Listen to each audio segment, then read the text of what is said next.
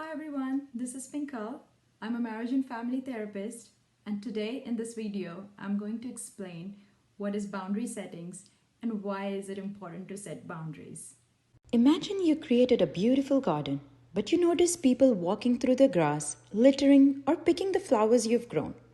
So you put a fence to mark what is your space, and then you decide who come in through the gate. This is how we would protect our garden, and this is how we can protect ourselves by setting boundaries.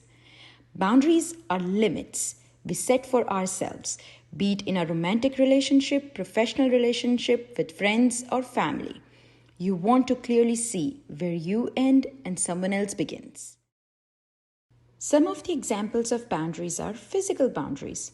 What are you comfortable in terms of your body and space? Emotional boundaries. What feelings are you comfortable sharing and what would you like to keep it to yourself? And time boundary. Your time is valuable.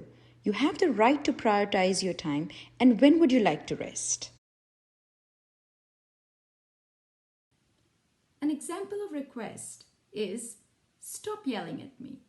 An example of boundaries is if you continue to yell at me, I'm going to leave.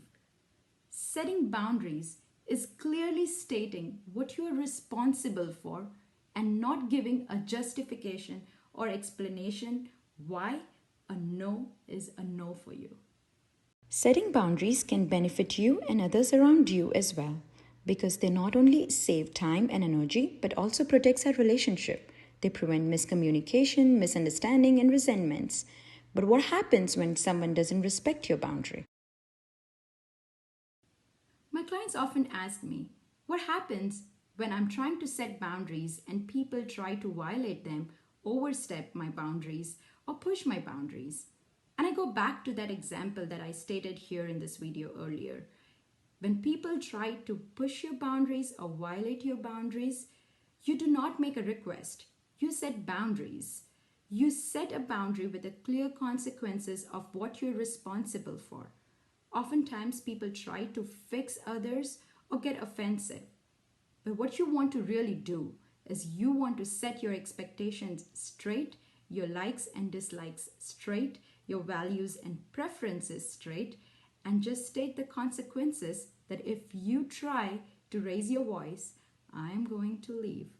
Remember, you are only responsible for your actions, not the behaviors of others.